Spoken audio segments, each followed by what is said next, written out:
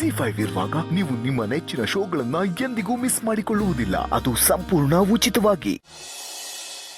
ಯಾರೋ ಯಾರೋ ಗೀಚಿ ಹೋದ ಆಳು ಹಣೆಯ ಬರಹ.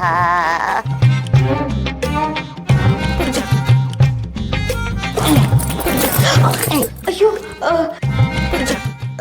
ಸಾರಿ ಕಾಂತ. ಮತ್ತೆ ಅಯ್ಯೋ ಸಾರಿ ಕಾಂತ. ಮಮ್ಮಿ ಹೆಜ್ಜೆ ಇಟ್ಬಿಟ್ಟೆ. ಅಯ್ಯಯ್ಯಯ್ಯಯ್ಯೋ, ಅದಕ್ಕೆ ಯಾಕೆ ಸರಿ ಕೇಳ್ತೀಯವ ನೀನು? ಬಾ ಹಿಂಗೆ ಹೆಜ್ಜೆ ಇಟ್ಟು ನಾನು ಒರೆಸ್ಕೊತೀನಿ.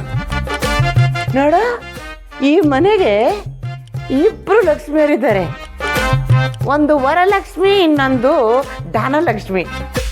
ನೀನು ಅದೃಷ್ಟ ಲಕ್ಷ್ಮಿ. ಅದೃಷ್ಟ ಲಕ್ಷ್ಮಿ ಯಾಕೆ? ನೀನು ಅಷ್ಟಲಕ್ಷ್ಮಿಯರೂ ಇರೋಂಥ ಲಕ್ಷ್ಮಿ ನೀನು.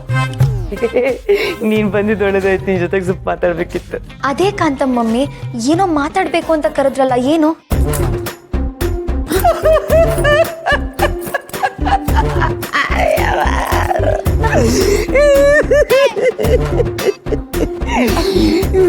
ಮಗಳೇ, ನನ್ನ ಬಾಳು ಮೊರ ಬಟ್ಟೆ ಆಗೋಗ್ಬಿಟ್ಟಿದೆ ಕಣವ. ನನ್ನ ಸ್ವಂತ ಮನೆಗೆ ನನ್ನ ಸೊಸೆ ನಮ್ಮ ಮನೆ ತುಂಬಿಸ್ಕೋಬೇಕು ಅಂತ ಆಸೆ ಪಟ್ಟಿದ್ದೆ. ಆದ್ರೆ ನನ್ನ ಮಗ ದಂಡಪಿಂಡ ಈ ಮನೆಗೆ ಅಳಿಯನಾಗಿ ಬಂದ್ಬಿಟ್ಟ. ನಾನು ಬಂದ್ಬಿಟ್ಟು ಈ ಮನೆಯಲ್ಲೇ ಸೇರ್ಕೊಂಡು ಇಲ್ಲೇ ಠಿಕಾಣಿ ಹುಡ್ಬಿಟ್ಟೆ. ನೋಡಮ್ಮ, ಸಂಬಂಧಿಕರು ಅಂದ್ರೆ ಹೆಂಗಿರ್ಬೇಕು ಅಂದ್ರೆ ಬಂದು ಹೋಗಿ ಮಾಡ್ಬೇಕು. ಇಲ್ಲೇ ಠಿಕಾಣಿ ಹುಡಿದ್ರೆ ನೆಮ್ಮದಿಯಾಗಿರಕ್ಕಾಗತ್ತೇನಮ್ಮ? ಕಾಂತ ಮಮ್ಮಿ, ಇವಾಗ ಈ ಮನೇಲಿ ಇರೋದಕ್ಕೆ ಯಾಕೆ ಇಷ್ಟೊಂದು ನೊಂದ್ಕೋತಿದ್ದೀರಾ? ನೋಡಿ, ಈ ಮನೆಯವ್ರು ಯಾರು ನಿಮ್ಮನ್ನ ಹೊರಗ್ನೋರ್ ತರ ನೋಡಲ್ಲ. ಅಲ್ಲ, ಎಲ್ರೂ ಪ್ರೀತಿಯಿಂದಾನೇ ನೋಡ್ಕೋತಾರೆ. ಆದ್ರೂ ನಿಮ್ಗೆ ಯಾಕೆ ಇಷ್ಟೊಂದು ಯೋಚನೆ? ಓ, ನಾನ್ ಮದ್ವೆ ಆಗಿ ಸೊಸೆ ಆಗಿ ಬಂದ್ಮೇಲೆ ನಿಮ್ಮ ಮನೇಲಿ ಹೊರಗಡೆ ಹಾಕ್ಬಿಡ್ತೀನಿ ಅಂತ ಬೇಜಾರಲ್ಲಿ ಹೇಳ್ತಿದ್ದೀರಾ? ಅಯ್ಯೋ ದೇವತೆ ಕಣಮ್ಮ, ನೀನು ದೇವತೆ. ನಾನ್ ನಿನ್ ತಾಯಿ, ನೀನ್ ನನ್ನ ಮಗಳು. ನನ್ನೆಲ್ಲದ್ರು ನೀನು ಹೊರಗಡೆ ಹಾಕ್ತೀಯಾ? ಇಲ್ಲ, ಹೋಗ್ಲಿ ಬಿಡು. ನಾನೇನೋ ಹೇಳಕ್ ಹೋದೆ, ನಿನಗೆ ಅದು ಅರ್ಥ ಆಗ್ಲಿಲ್ಲ. ನಿನಗೆ ಅರ್ಥ ಆಗ್ಲಿಲ್ಲ ಅಂದ್ಮೇಲೆ ನಾನು ಇದನ್ನೆಲ್ಲ ಹೇಳಿ ಪ್ರಯೋಜನ ಇಲ್ಲ. ನೀನು ಹೋಗಿ ನನ್ನೆಲ್ಲ ಕಾಂತ ಮಮ್ಮಿ, ಪರವಾಗಿಲ್ಲ, ಅದೇನೇ ಇದ್ರು ಹೇಳಿ. ನನ್ನ ಕೈಲಾಗಿದ್ದ ಸಹಾಯ ನಾನು ಮಾಡ್ತೀನಿ. ಸಹಾಯ ಮಾಡ್ತೀಯಾ? ಹ್ಞೂ, ಸಹಾಯ ಮಾಡ್ತೀನಿ. ಏನು ಇಲ್ಲ ಮಗಳೇ, ಅದು ನೀನು ಈ ಮನೆಗೆ ಸೇರೊತ್ತು ಒಳಗೆ ಬಂದೆ ಅಂದ್ರೆ ಈ ಮನೆ ನಿನಗೆ ಸ್ವಂತ. ಆಮೇಲೆ ನಿಮ್ಮ ಅಪ್ಪ ಅಮ್ಮ ಮಾಡಿದ್ದೆಲ್ಲ ನಿನಗೆ ಸ್ವಂತ.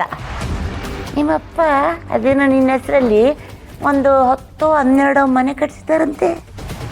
ಅದರಲ್ಲಿ ನಿನ್ನ ದೊಡ್ಡ ಮನಸ್ಸು ಮಾಡಿ ಯಾವುದಾದ್ರೂ ಒಂದು ದೊಡ್ಡ ಮನೆನ ನನಗೆ ಅಂತ ಬಿಟ್ಟುಕೊಟ್ರೆ ಅಲ್ಲಿ ನಾನು, ನನ್ನ ಮಗ, ನನ್ನ ಸೊಸೆ, ನನ್ನ ಮೊಮ್ಮಗಳು ನೆಮ್ಮದಿಯಾಗಿ ಇದ್ಬಿಡ್ತೀವಮ್ಮ. ಆಮೇಲೆ ತಿಂಗಳ ನಿನ್ನ ಹೆಸರಲ್ಲಿ ಆ ದೇವ್ರಿಗೆ ದೀಪ ಹಚ್ತೀನಮ್ಮ. ಮನೇನಾ? ನೋಡು, ಮನೇನ ಅಂತೀಯ? ನನಗೆ ಮನೆ ಮೇಲೆ ಆಸೆ ಇಲ್ಲ ತಾಯಿ. ನನಗೆ ಯಾವ ಮನೆ ಮೇಲೂ ಆಸೆ ಇಲ್ಲ. ನೋಡು, ನಾಳೆ ದಿನ ನೀನು ಈ ಮನೆಗೆ ಸೊಸೆಯಾಗಿ ಬಂದಾಗ ಧನಲಕ್ಷ್ಮಿ ಬದಲಾಗ್ಬಿಡ್ಬೋದು. ಅಂದರೆ ಅತ್ತೆ ನಾದಿನಿಯರ ಮಧ್ಯೆ ಜಗಳ ಶುರುವಾಗ್ಬಿಡ್ಬೋದು. ಈಗ ನೋಡು, ಧನಲಕ್ಷ್ಮಿ ನನ್ನ ಜೊತೆಗಿದ್ದಾಳೆ ಅಂದರೆ ಇಲ್ಲಿ ನೀನು, ಕಾರ್ತಿಕೇಯ, ಅವರಪ್ಪ ಅಮ್ಮ ನೆಮ್ಮದಿಯಾಗಿ ನಮ್ಮ ಸಂಸಾರ ಆನಂದ ಸಾಗರ ಅನ್ಕೊಂಡಿರ್ಬೋದು. ಇಲ್ಲ ಅಂದರೆ ಕಷ್ಟ ಆಗುತ್ತಲ್ವಾ? ಯೋಚನೆ ಮಾಡು. ಅಯ್ಯೋ ಕಾಂತ ಮಮ್ಮಿ, ಈ ಮನೇಲಿ 100 ಜನ ಇದ್ರು ನನಗದು ಸಮಸ್ಯೆನೇ ಆಗಲ್ಲ. ಹಂಗಂತೀಯ? ಆದ್ರೂ ನಾನು ಈ ಮನೆಗೆ ಸೊಸೆ ಆಗಿ ಬಂದ್ಮೇಲೆ ನಮ್ಮ ಅಪ್ಪನ ಹತ್ರ ಮಾತಾಡಿ ನಿಮ್ಗೊಂದು ಮನೆನ ಬಿಡಿಸ್ಕೊಡ್ತೀನಿ. ಅದಕ್ಕೆ ಬಾಡ್ಗೆ ಬೋಗ್ಯ ಅಂತ ಏನು ತಲೆ ಕೆಡಿಸ್ಕೊಳಕ್ ಹೋಗ್ಬೇಡಿ, ನೆಮ್ಮದಿಯಾಗಿರಿ. ಭಾಗ್ಯಲಕ್ಷ್ಮಿ, ಇವಾಗ ಹೋಗ್ಬಿಟ್ಪಾ. ಆದ್ರೆ ಈ ಮನೆಗೆ ಸೇರೋದು ಒಳಗಡೆ ಬರ್ತೀಯಲ್ಲ, ಇವಾಗ ಆಡಿದ ಮಾತು ನಿನ್ ತಲೆಯಲ್ಲಿರ್ಬೇಕು. ಹೋಗಿ ನನ್ನ ಡೋರಿಸ್ತೀನಿ. ಸರಿ.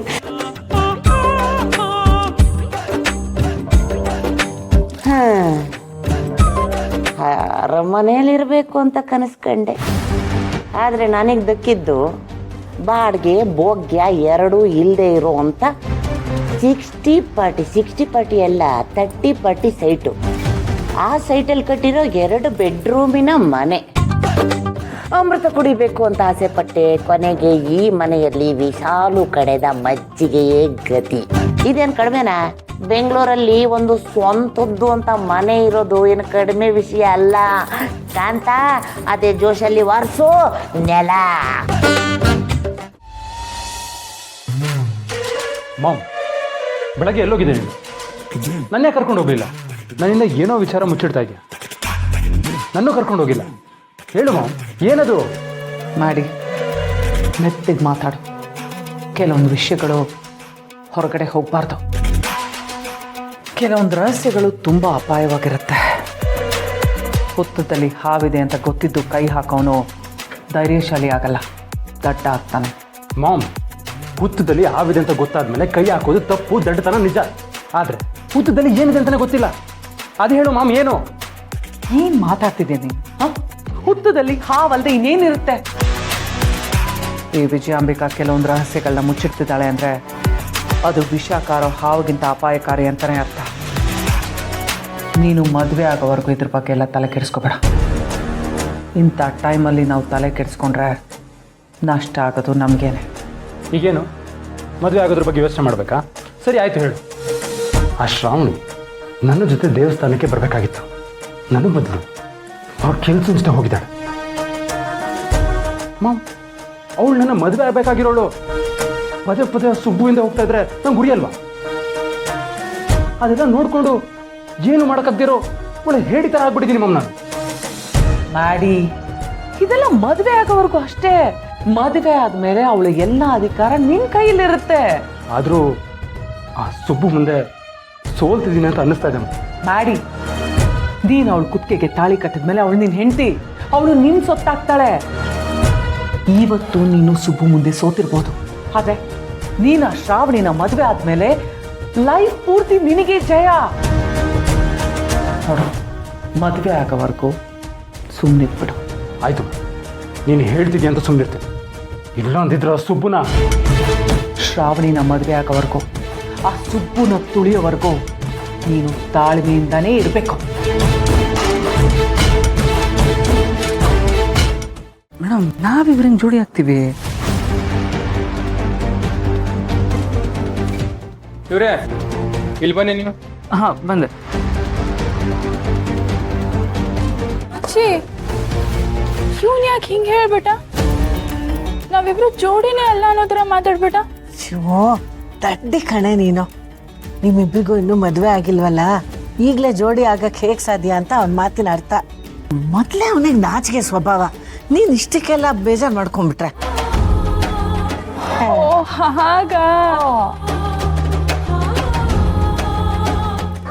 ಛೇ, ನಾನು ಹುಚ್ಚಿ ಏನೇನೋ ಅನ್ಕೊಂಡ್ಬಿಟ್ಟೆ. ಅವ್ನು ಬರೀ ಬಾಯಿ ಮಾತಿಗೆ ಹಿಂಗೆ ಹೇಳಿದಕ್ಕೆ ನಂಗೆ ತಡ್ಕೊಳಕ್ಕಾಗ್ಲಿಲ್ಲ. ZEE5 ಆಪ್ ಡೌನ್ಲೋಡ್ ಮಾಡಿ ಎಲ್ಲಾ ಸಂಚಿಕೆಗಳನ್ನು ಸಂಪೂರ್ಣ ಉಚಿತವಾಗಿ ನೋಡಿ.